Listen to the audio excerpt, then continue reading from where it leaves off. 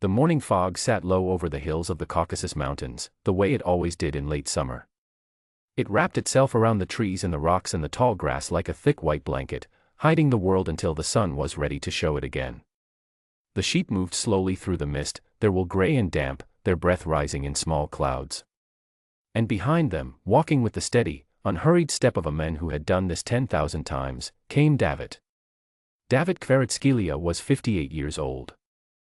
He was not a tall man, but he was a strong one, the kind of strength that does not come from lifting heavy things at a gym, but from 30 years of walking mountains, carrying logs, fixing broken fences in the rain, and sleeping on hard ground when the season demanded it. His face was deeply lined, his hands were rough and scarred, and his dark eyes had the quiet sharpness of someone who had spent most of his life watching the land. He did not speak much. He did not need to. The land and the animal spoke to him in ways that were louder than words. His dog, Lasha, walked beside him. Lasha was a Caucasian shepherd, one of the oldest breeds of livestock guardian dogs in the world. He was enormous, nearly the size of a small bear himself, with a thick, shaggy coat the color of cream and brown earth. His eyes were calm but always alert. He had been with David for 6 years. In that time, he had chased away wolves, warned the flock from mountain ledges, and once stood between a frightened lamb and a pack of 3 dogs that had wandered in from a nearby village. Lasha was not just a dog to David. He was a partner. That morning began like every other. David counted his sheep as they moved through the lower pasture. He checked their legs, their eyes, the way they were walking. He looked at the sky and read the clouds. He noted where the grass was thick and where it was already thin from overgrazing. His mind moved through all of this the way water moves through a familiar channel, naturally, without effort, without thought. But then Lasha stopped. It was not a dramatic stop. The dog simply paused mid-step, one front paw still lifted, his nose pointing toward the tree line about 200 meters to the east. His ears went flat. The thick fur along his spine rose slowly, like a wave moving through his body from tail to neck. David stopped too. He had learned long ago to trust that moment, the moment when Lasha went quiet and still. It always meant something. Not always something dangerous. Sometimes it was just a deer moving through the brush, or a bird Lasha had decided he did not like. But sometimes it was something else. And the way the dog's body was held right now, rigid, low, not growling but completely silent, told David that this was not a deer. He stared at the tree line and waited. Then he saw it. A small animal burst from the undergrowth at the edge of the forest. It ran in a clumsy, panicked way, crashing through the tall grass, stumbling over its own legs, changing direction every few steps as if it could not decide where to go. It was a young wild boar, barely 4 months old. In the villages around these mountains, the people had a nickname for the young males. They called them orcs, because of their small, blunt snouts and the tiny curved tusks already beginning to show on either side of their mouths. This one was tiny. It was completely alone. And it was terrified. The young boar had clearly been separated from its mother and its family group, what farmers and wildlife workers called a sounder. It had wandered too far from familiar territory, drawn perhaps by the smell of something, or simply lost in the way that young animals sometimes get lost when curiosity takes them further than they realize. Now it was in the open field, exposed, with nowhere to hide and no one to protect it. For a fraction of a second, David almost smiled. He had seen young boars before. They were not dangerous at that age. They were just frightened little animals that needed to find their way home. Then the second animal came out of the trees. The bear appeared slowly, not running, but moving with the heavy, deliberate pace of something that does not need to hurry because it knows it will win. It was large, much larger than average, with a coat that had grown dull and slightly ragged from a long, difficult season. The late summer before hibernation was always the hardest time for bears in these mountains. Food was becoming scarce. The berries had already been picked clean. The rivers were lower.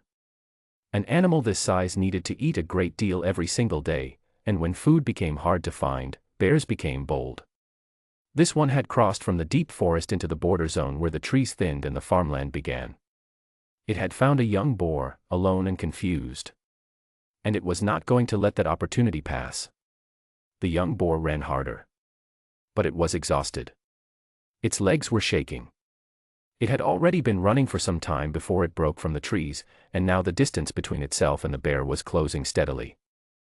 The field between them was wide, flat, and offered nothing, no tree to hide behind, no ditch to drop into, no hole to squeeze through. The bear moved through the tall grass like a boat through water, barely slowing. David watched this for exactly 3 seconds. Later, the villagers would ask him what he had been thinking in that moment. What calculation he had made. What plan had come together in his mind before he moved. He would tell them, simply and honestly, that he had not been thinking at all. He moved.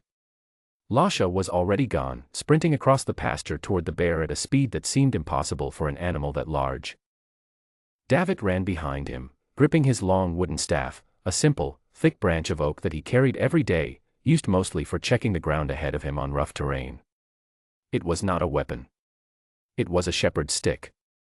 But it was all he had, and he did not slow down. Lasha reached the bear first. The dog threw himself into the space between predator and prey with a bark so sudden and so deep that it seemed to shake the air. The bear stopped and turned its massive head. For a moment, the two animals faced each other, the enormous dog, all muscle and fur and noise, circling and barking and refusing to stay still, and the bear, which reared up onto its hind legs and seemed to grow another 2 feet in height, towering above the grass, its dark eyes fixed on this obstacle that had appeared from nowhere. The bear swung. Lasha moved. The paw caught nothing but air. Lasha circled again, barking continuously, snapping at the ground, never staying still long enough to be caught. He was not trying to hurt the bear. He was trying to confuse it, frustrate it, buy time. And he was doing exactly that. David arrived 30 seconds later, breathing hard, and he did something that every person who heard the story afterward would say was either very brave or very unwise. He walked directly in front of the bear. Not to the side. Not at a safe distance. He walked to the space directly between the bear and the young boar, planted his staff in the ground, and stood there. The bear was still on its hind legs. From where David stood, it was enormous, far larger than it had looked from across the pasture. He could see the yellowed claws, thick as fingers. He could see the heavy muscle in its shoulders and neck. He could hear the low sound it was making deep in its chest, not quite a growl, more of a continuous rumble, like a machine that had not yet decided whether to start. David did not run. He understood, somewhere in the deep and wordless knowledge he had built from 30 years on these mountains, that running was the worst thing he could do. Everything in his body wanted to turn around. Every instinct said, go back. But he also knew that a fleeing animal is prey. And he was not going to be prey. He raised his staff. He looked directly at the bear. And he shouted. It was not a frightened shout. It was not a scream. It was the kind of shout a man makes when he has decided that this is the line, right here, right now, and nothing is crossing it. It came from somewhere low in his chest, and it was steady and loud and it did not waver. Lasha barked again from the side. The bear dropped back to all fours. It took one step forward and stopped. Its head swung from side to side, looking at the dog, then at the men, then at the dog again. The situation had changed. What had begun as a simple chase, predator, prey, open ground, easy meal, had become something else. There was a dog that would not stop moving. There was a man who would not step back. The young boar had gone still somewhere in the grass behind them, too exhausted and too frightened to run anymore. Another long moment passed. Then the bear turned. It turned slowly, without hurrying, in the way that large animals do when they are choosing to leave rather than being forced to. It walked back toward the tree line with its heavy, rolling gait, its head low. David watched it go. He did not move until the bear had disappeared completely into the trees. Even then, he stood for a moment longer, breathing, listening. Lasha sat down beside him, panting, his tongue hanging out, his eyes still watching the forest. Behind them, in the tall grass, something moved. David turned around. The young boar was there, barely visible, pressed flat against the earth, its small sides heaving with rapid breath. Its dark eyes looked up at David. It did not run. It had run out of running. It simply looked at him with the wide, exhausted eyes of an animal that had been through something it did not understand and had no strength left to be afraid. David crouched down slowly. He held out his hand, palm open, the way he had done many times with frightened animals over the years. He waited. The young boar sniffed the air. Lasha, to his great credit, sat perfectly still and said nothing. Slowly, inch by inch, the small animal moved forward. And then it pressed its wet nose against David's palm, and then its whole small body leaned against his knee, and it stood there trembling and breathing and alive. David did something he had not planned to do. He picked it up. He tucked the young boar under his arm the way you might carry a sleeping child, and he walked back across the pasture, past his sheep, past the gate of his farmstead, and up to the porch of his house. He sat down on the wooden steps.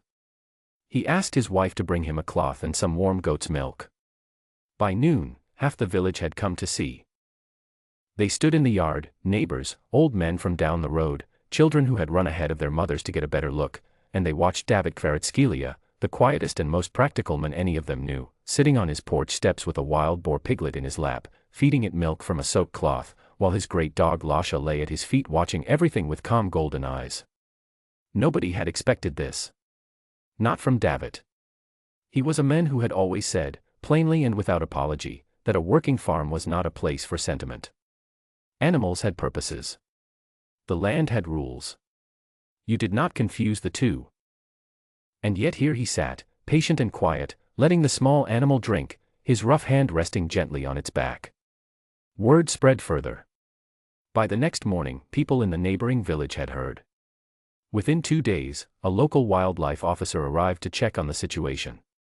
He assessed the young boar, confirmed it was healthy enough to recover with care, and began making arrangements for it to be transferred, once it was strong enough, to a protected forest zone further up the mountain where a wildlife rehabilitation group would look after it. The officer asked David why he had done it. Not why he had stood between the bear and the boar. The officer understood that David had not had time to think. But why, after the danger was over, had he brought the animal home? Why had he fed it? Why was he sitting here 2 days later still caring for a wild creature that would eventually go back to the forest and never know his name? David was quiet for a moment, the way he was always quiet when someone asked him a question he considered too simple to need a long answer. Then he said, "It was scared. And it was alone. What else would I do?" The officer wrote those words in his report. He would later say they were the most honest answer he had ever received in his years of working in animal welfare. The young boar stayed with David for 2 weeks. It slept in the barn on a bed of clean straw. It ate well and grew stronger each day. It began to follow David around the property in the mornings, not because it had been trained to, but simply because he was the thing it recognized, the presence it had associated with warmth and safety since the moment he had picked it up in the field. The sheep ignored it. Lasha watched over it with the same steady attention he gave to everything. And David let it follow him, because there was no good reason not to. On the morning the wildlife officer came to collect it, David carried it to the vehicle himself. He set it down in the transport crate, made sure it was comfortable, and stepped back. The young boar looked at him from inside the crate with its small dark eyes. It made no sound. David nodded, once, the way he nodded at most things, simply, without ceremony, and walked back to his farm. The village had already given the young boar a name by then. They called it David's Ork. And they called what David had done, in the open field that foggy morning, something that did not have a simple word in their language. It was braver than bravery, they said, because bravery usually involves knowing the risk and choosing to face it anyway. David had not known. He had not calculated. He had simply seen something small and frightened and alone, and had moved toward it without thinking, the same way he did every morning when he walked out to count his sheep, or when he crouched in the rain to help a lamb that had fallen on a wet slope. He was, his neighbors said, not a hero in the way people usually imagine heroes. He was something quieter and more difficult to describe. He was a man who had spent 30 years paying close attention to the world around him, and who had let that attention become something close to love, for the mountains, for the animals, for the small and the vulnerable things that could not speak for themselves. And on a foggy Tuesday morning in late summer, when a young boar ran out of the trees with nowhere to go and a bear behind it, that quiet kind of love had been the only thing standing between the animal and the end of its life. That is the whole story. It does not end with anything dramatic. David went back to work. The flock needed moving to higher ground before the first rains came. Lasha walked beside him. The mountains were as they had always been, old and indifferent and beautiful. And somewhere in a protected forest a few hours north, a small wild boar with a blunt nose and tiny tusks was learning, slowly and carefully, how to be wild again.